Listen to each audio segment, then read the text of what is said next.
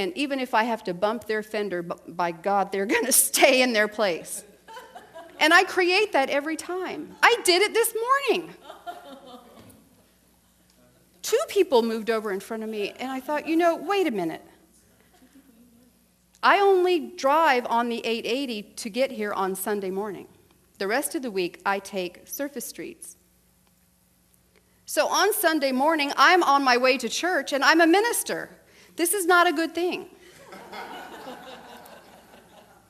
So today, I'm at the light, and I'm thinking, and I'm looking at the person. It's always a really nice person who would probably, in real life, be my friend, and I'm, Ugh. And then I thought for a minute, what would a Sufi do? Well, my answer was a Sufi would probably whirl here. And I can just imagine what my hair would look like after that. But we're not Sufis, are we? We're regular people. So what does the everyday 21st century metaphysician do? How do we move from the journey to God to the journey in God? Bobby's ready for the answer. She knows I've got 5 steps that are going to take you there. Well, guess what? I don't.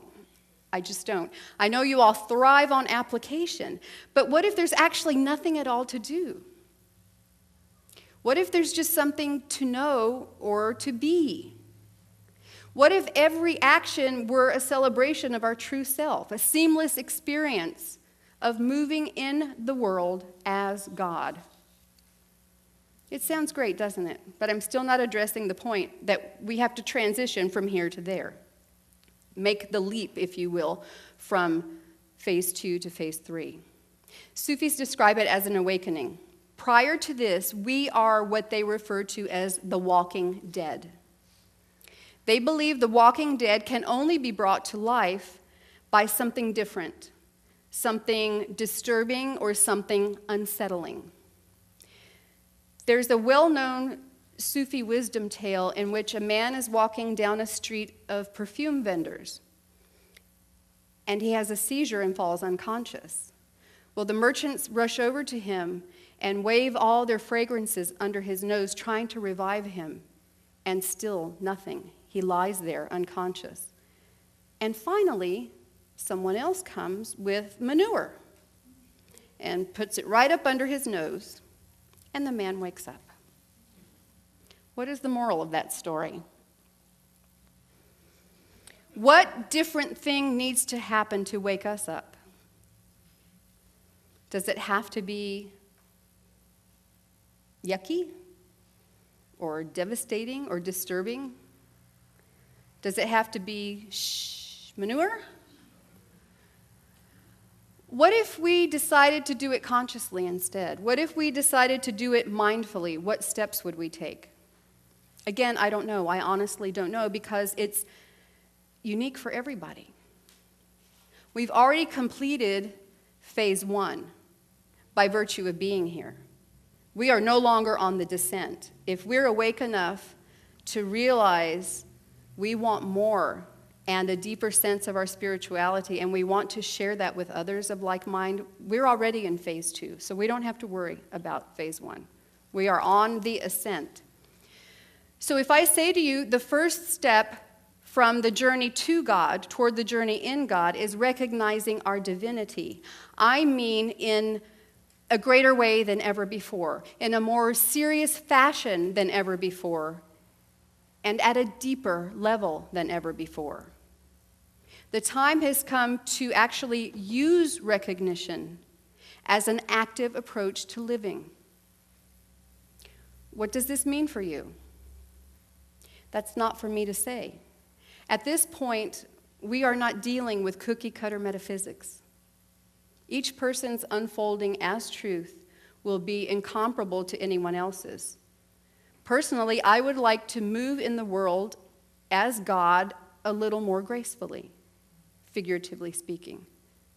Even when I'm behind the wheel of my car at the Stevenson exit on a Sunday morning. And you have to determine your own next step. If you have the driving part taken care of, what's the next thing? What does living, moving, and having your being in God look like for you? Rumi said that God is the ground and the goal. And if he's right, God must also be everything else in between. So we are never too far afield from actually experiencing our lives as truth in action.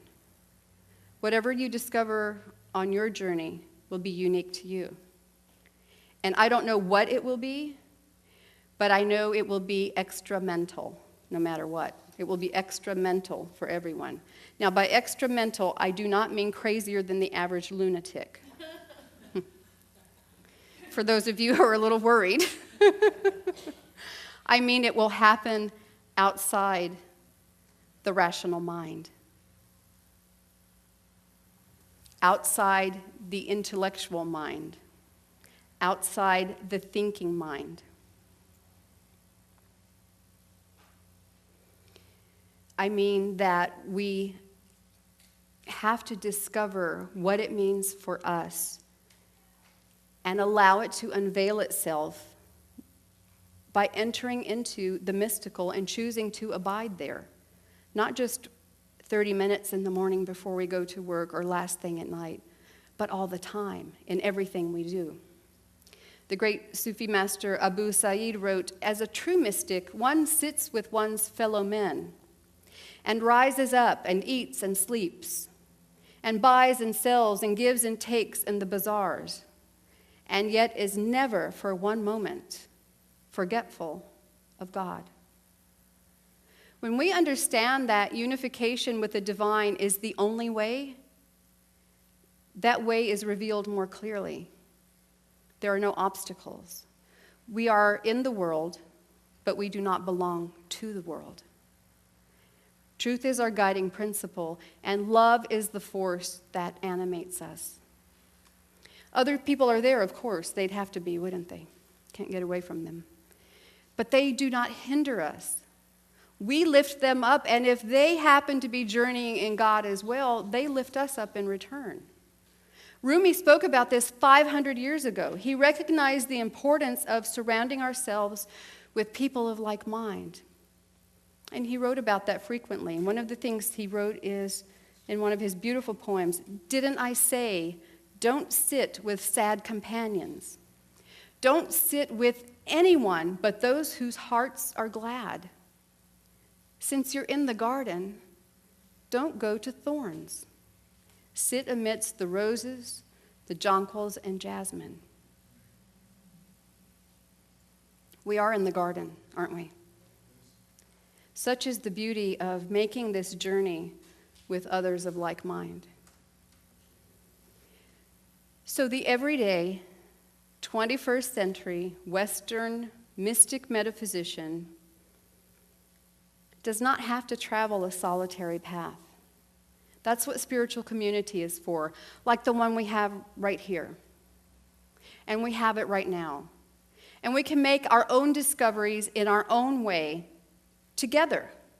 And we can lift each other up in the process because we're all here. And it's a wonderful opportunity.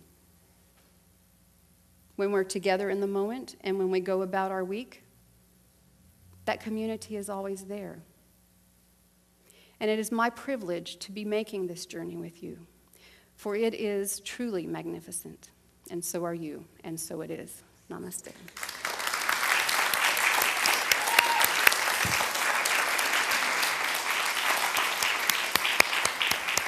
Thank you.